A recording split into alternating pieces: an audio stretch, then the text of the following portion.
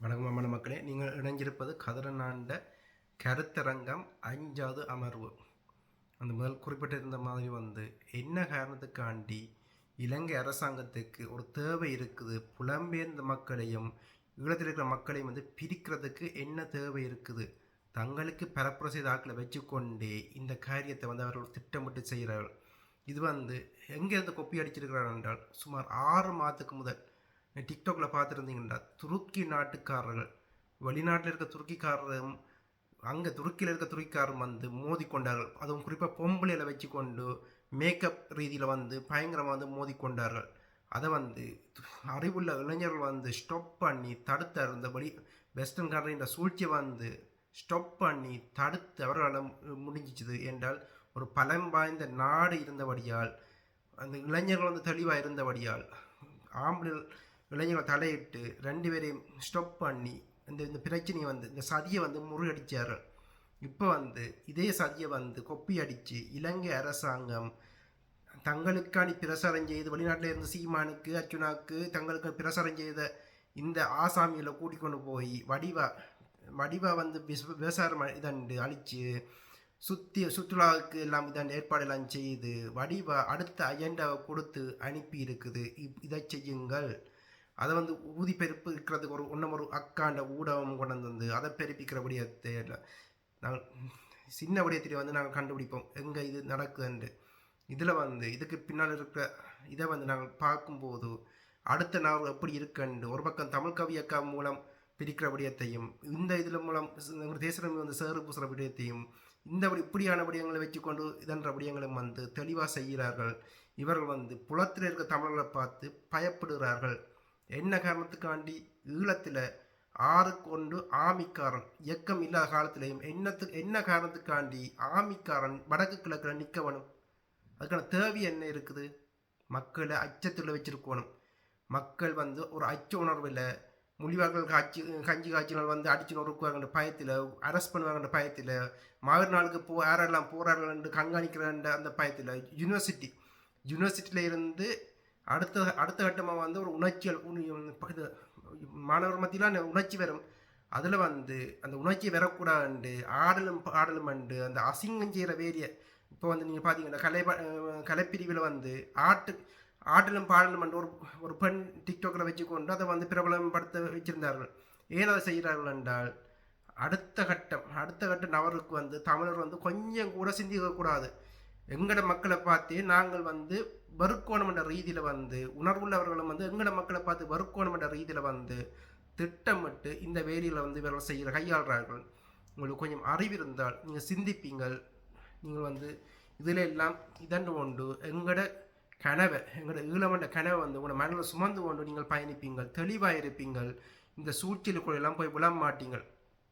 ஒன்று கேள்வி, எங்களோட இயக்கம் என்றால் ஒழுக்கம். அதில் என்னட்ட கேட்டுருந்துச்சுன்னா அதுக்கான கேள்வி, அதுக்கான பதிலை நான் உங்களுக்கு சொல்கிறேன். டிவர்ஸ் ஆனாக்கள் எங்களோட போராட்டத்தை பற்றி புத்தகம் எழுதலாமா இதெல்லாமா என்றால், அதுலேயும் குறிப்பாக டிவர்ஸ் என்ற விடயம் அந்த எங்களோட மண்ணில் இல்லாத விடயம் என்றபடியால் அதுக்கான பதில் நான் போராளிகள்கிட்ட எல்லாம் விசாரித்த போது சொன்ன விடயம் ஒருபோதும் கிடையாது.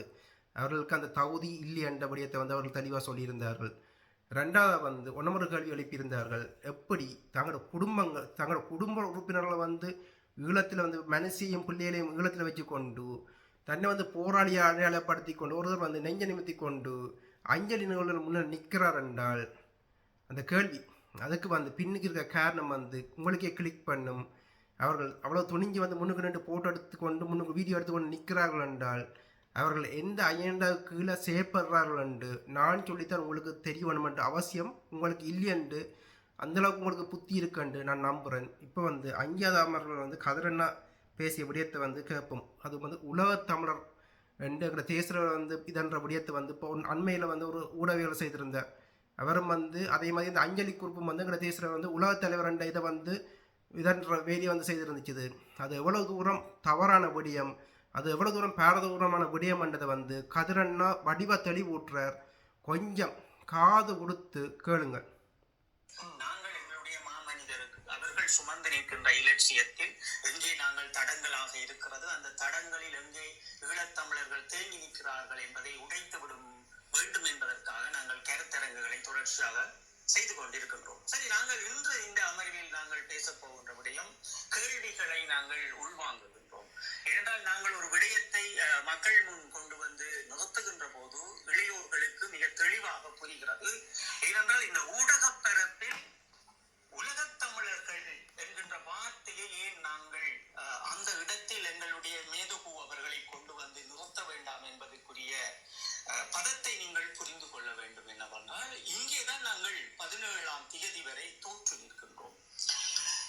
விடுதலை புலிகள் இருந்த காலங்கள் வரை, முள்ளிவாய்க்காலினுடைய அந்த 17ஆம் தேதி 5ஆம் மாதம் 2009ஆம் ஆண்டு வரை இருந்த காலங்களில் நாங்கள் எப்போதுமே எங்களுடைய ஈழத்தில் பிறந்த மக்கள் எல்லோரும் நாங்கள் தமிழீழ கோட்பாட்டுக்கு உள்ளடங்கிய எங்களுடைய மேதகு அவர்களை சுமந்து கொண்டு நின்ற அந்த வரையறையை நாங்கள் சுமந்திருப்போம். யார் இதை கையாண்டிருக்க வேண்டும் என்றால், இந்த 2009ஆம் ஆண்டு இறுதி காலத்திற்கு பிற்பாடு இந்த ஊடகங்கள் அதை மறைக்காமல் அதை சரியாக முன்னெடுத்திருக்க வேண்டும். வடக்கு கிழக்கு தமிழர்கள் உலக பரப்பில் வாழ்பவர்கள் அல்லது ஈழத்தமிழர்கள் உலக பரப்பில் வாழ்பவர்கள் என்ற ஒரு தத்துவத்தை ஊடகங்கள் மறந்து நின்றார்கள். அது மறுதளிக்கப்பட்டார்களா அல்ல அவர்களும் இந்த சொற்பதத்தை இதற்குள் கொண்டு வந்தால் தங்களுடைய அந்த வியாபாரம் முடக்கப்படுமா என்ற நோக்கோடு அவர்கள் அப்படி உலகத்தமிழர்கள் என்றே பேசிக் கொண்டிருக்கிறார்கள் என்பதை நாங்கள் புரிந்து கொள்ள வேண்டும். அந்த தமிழ் மொழியில் நாங்கள் உலகத்தமிழர்கள் எங்களுடைய தேசிய தலைவர் அவர்கள் உலகத்தமிழர்களுடைய தலைவர்கள் என்று அங்கே நாங்கள் முன்மொழிகின்ற போதே முதலாவது எங்களுடைய தேசிய தலைவருடைய மாண்பு சிதைக்கப்படுகிறோம். அதான் இந்த உளவியலை பற்றியும் நீங்கள் பார்க்க மறந்த விடயங்களை பற்றியும் நாங்கள் இனியாவது பேச வேண்டும். நீங்கள் புரிந்து கொண்டு உங்களுடைய கருத்தாடல்களும் ஊடகங்களும் இருக்க வேண்டும் என்பதும், அதில் சில ஊடகங்கள் என்று அவர்கள் இந்த உலகத்தமிழர்கள் என்று சொல்லிக்கொண்டு மீண்டும் அதை தடுத்து ஈழத்தமிழர்கள் அப்படி என்று சொல்லும் போது அந்த பிரச்சாரத்திற்குரிய தகமையை நாங்கள் பார்த்து கொண்டு தொடர்ச்சியாக பேச வேண்டிய தேவை இருக்கிறது. பேசுபவர்களுக்கு நாங்கள் இந்த இடத்திலும் நன்றிகளையும் சொல்லிக்கொண்டு அந்த மாமனிதருடைய சத்தியத்தை சுமந்து நில்லுங்கள் என்றும் நாங்கள் சொல்ல போகின்றோம். அப்ப நாங்கள் உலகத்தமிழர்கள் என்று சொல்லுவதால் எமக்கு என்ன பிரச்சனை இருக்கிறது என்கின்ற கோணத்தை நாங்கள் சிந்திக்க வேண்டும். அப்ப அதுதான் எங்களுடைய மாமனிதர் அவர்கள், எங்களுடைய இராணுவ தந்தை அவர்கள், மேதகு அவர்கள் எப்போதும் ஈழத்தினுடைய வரையறையும் ஈழத்தமிழர்கள் என்கின்ற வரையறையும் தமிழீழம் என்கின்ற கோட்பாடோடு நாங்கள் நின்றிருப்போம். அப்ப அதுதான் மலேசியாவில் இருக்கின்ற தமிழர்கள் அவர்களினுடைய பூர்வீகங்களோடு அவர்கள் வாழ வேண்டும். சிங்கப்பூரில் இருக்கின்ற தமிழர்கள் அவர்களோடு பூர்வீகத்தோடு வாழ வேண்டும். தமிழ்நாட்டில் இருக்கின்ற தமிழர்கள் அவர்களோட பூர்வீகத்தில் வாழ வேண்டும். எதையும் திருடிவிடக் கூடாது, அபகரித்து விடக் கூடாது என்ற நல் சிந்தனைகளோடு நாங்கள் வலம் வந்திருப்போம். ஆனால் இங்கே முற்றுப்புள்ளி வைப்பது ஏன் உலகத்தமிழருக்குள் கொண்டு வந்து பகைவனானவன் தொடர்ச்சியாக உலகத்தமிழர் என்று அதை பேசுகின்றோம் என்றால், இங்கேதான் எங்களுடைய போராட்டம் இங்கே முடக்கப்படும். ஏனால் இந்த வடக்கு கிழக்கு என்று சொல்லப்படுகின்ற போது ஈழத்தமிழர்களாகிய நாங்கள், தமிழீழ கோட்பாட்டுக்குள் வாழ்ந்த நாங்கள் உலகத்தமிழர்கள் என்று சொல்லப்படுகின்ற போது அங்கே நாங்கள் மூடி மறைக்கப்படுகின்றோம். அப்ப இந்தியாவில் ஒரு பெரும் எண்ணிக்கையை கொண்ட, கோடிக்கணக்கில் கொண்ட ஒரு தமிழ் மொழியை பேசுகின்ற மக்களுக்குள் இந்த 35 லட்சம் தமிழ் மொழியை பேசுகின்ற தமிழீழ மக்களினுடைய அந்த எண்ணக்கருவையும் நிழல் அரசையும் கொண்டு வந்து இந்த 17ஆம் தேதிக்கு பிற்பாடு 5ஆம் மாதம் 2009ஆம் ஆண்டுக்கு பிற்பாடு அது மிகவும் நூதனமான முறையில் இளையோர்களே உங்கள் மத்தியில் கொண்டு வந்து சேர்த்திருக்கிறார்கள். அப்ப அது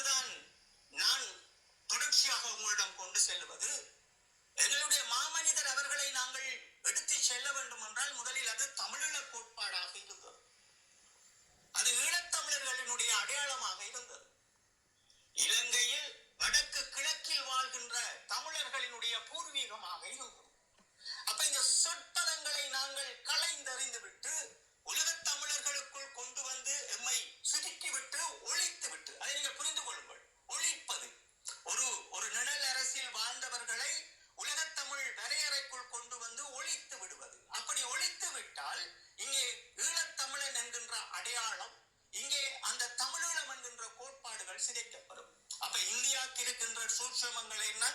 எமது ஈழத்தினுடைய கனவும் அந்த தமிழீழம் என்கின்ற கோட்பாடும் உடைத்தெறிய வேண்டும். அப்ப இவர்கள் இந்த நடவடிக்கையை மேற்கொண்டிருக்கிறார்கள் தொடர்ச்சியாக. இதனால் தான் நாங்கள் பிரிந்து நிற்கின்றோம் என்கின்ற செய்தியையும் உண்மையையும் உங்களிடம் நாங்கள் கடத்துவதாலேயே நாங்கள் எப்போதும் உலகத் தமிழர்கள் என்கின்ற வட்டத்தை கொண்டு வராதீர்கள். இலங்கையில் வடக்கு கிழக்கில் பிறந்த தமிழர்கள் உலகப் பரப்பில் வாழ்கின்றோம், அல்லது ஈழத்தமிழர்கள் நாங்கள் என்கின்ற சொற்பதமும் அதே போன்று தமிழீழம் என்கின்ற கோட்பாடையும் நாங்கள் சொல்ல மறந்தால் ஊடகங்களில் அது பகைவனுக்கு வெற்றியாக மாறிவிடும். அதுதான் இந்த 17 ஆண்டுகளும் நடைபெறுகின்ற இந்த யுத்தம். இந்த யுத்தத்திற்குள் இது யாரால் சரியாக காய்நகர்த்தப்பட்டிருக்க வேண்டும்? என் அன்புக்குரிய இளையோர்களே, ஊடகம் நடத்தியவர்களும் அதை சார்ந்தவர்களும் இணையதளம் நடத்தியவர்களும் அதை சார்ந்தவர்களும் உங்களுக்கு பொறுப்பு கூற வேண்டுமே தவிர கதிராகிய நானோ தரனாகிய நானோ அல்ல. அவர் உலகத் தமிழர் வட்டத்துக்குள் எங்களுடைய மாமனிதரை கொண்டு வருகிறார்கள் என்றால் அங்கேதான் சூட்சமங்களை நீங்கள் புரிந்து கொண்டு விழித்துக் கொள்ளுங்கள் என்பதற்காக நாங்கள் கருத்தரங்கை செய்து கொண்டிருக்கின்றோம். ஏனெனில் 17 ஆண்டுகள் என்னுடைய தேசத்தினுடைய அந்த மகுடத்தை நாங்கள் சிதறடித்து விட்டோம். அதை எப்படி நாங்கள் இனியாவது மிகுதி இருக்கின்றவர்களிடம் கடத்திவிட வேண்டும்? ஒரு ஒற்றுமையோடு ஒரு இளைய சமூகத்திடம் கொண்டு வந்து மேதகு அவர்களினுடைய அந்த தத்துவ கோட்பாடை உங்களிடம் கையளித்து விட வேண்டும் என்பதற்காக நாங்கள் தொடர்ச்சியாக எங்களினுடைய நேரங்களை உங்களோடு பகிர்ந்து கொண்டிருக்கின்றோம். அப்ப நாங்கள் உலகத் தமிழர்கள் என்கின்ற வட்டத்திற்குள் எங்களினுடைய மேதகு அவர்களை கொண்டு வந்து அவரினுடைய சித்தாந்தங்களை ஒழிப்பதற்கும் அழிப்பதற்கும் பகைவன் கையாடுகின்ற விடயத்தை நீங்கள் கையில் எடுக்காதீர்கள்.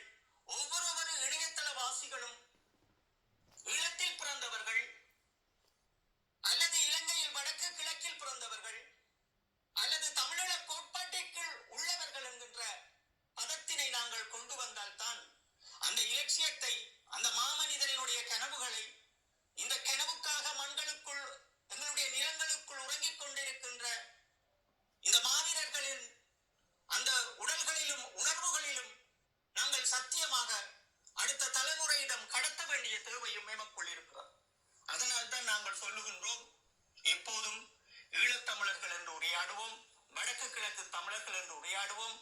ஈழத்தமிழர்கள் ஆகிய நாங்கள் புலத்தில் வாழ்கின்றோம் அல்லது இடம்பெயர்ந்து வாழ்கின்றோம் என்ற சொற்பதத்தை நாங்கள் சொல்லிக் கொண்டு இருந்தால்தான் எங்களினுடைய அந்த உரிமையை நாங்கள் மீட்டுவிட முடியும். நீங்கள் 3 சதாப்தம் வாழ்ந்து முடிந்த புலத்தில் 4வது சதாப்தங்களை இன்று தொட்டிருக்கின்றீர்கள். இந்த சொற்பதத்தை நீங்கள் புலத்தில் சொல்ல மறந்தால் நிச்சயமாக பகைவனானவன் உங்களை சூழ்வான். அந்த சூழ்ந்து கொண்டே இருக்கின்றான் என்ற உண்மையை கண் திறந்து பாருங்கள் என்று இன்றைய உங்களுடைய கேள்விகளுக்கும் நாங்கள் முற்றுப்புள்ளி வைக்க விரும்புகின்றோம்.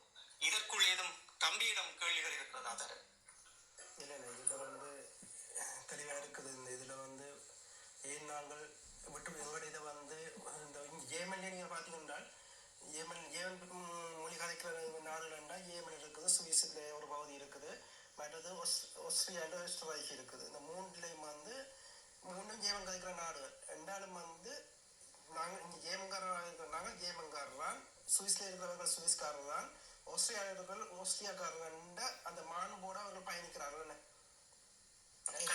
அந்த அப்படி இருக்கும்போது இவ்வளவு நாளும் அப்படி பயணிக்க நாங்கள் வந்து இது இந்தியா, அது தமிழ்நாடு வந்து ஒரு தனிநாடாக இருந்தால் கூட வேற முடியாது.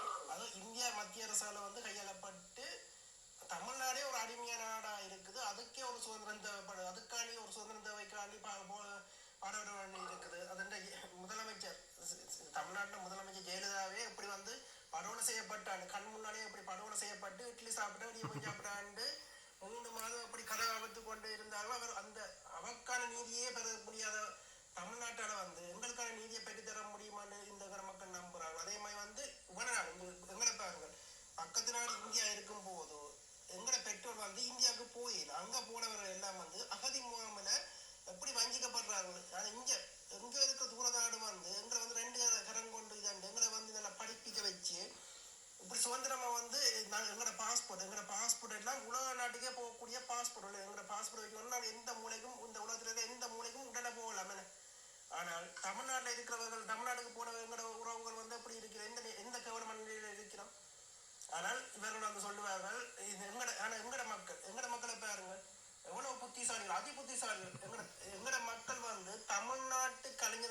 வாழ வைக்கிறார்கள். தமிழ்நாட்டு அரசியல்வாதிகளுக்கு வந்து பிச்சை கொடுக்கிறார்கள்.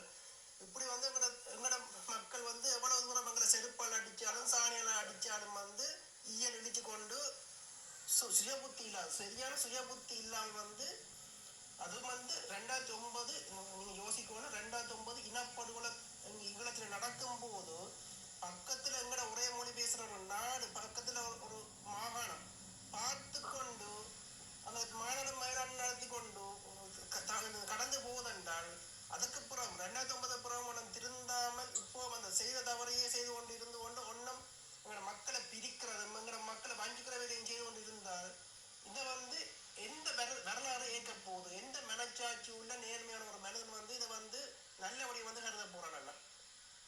சரி, அப்ப நாங்கள் தொடர்ச்சியாக நாங்கள் அந்த எங்களுடைய அந்த கோட்பாடு ஈழத்தினுடைய கோட்பாடை நாங்கள் யாருக்காகவும் விட்டுவிடக்கூடிய முடியாது.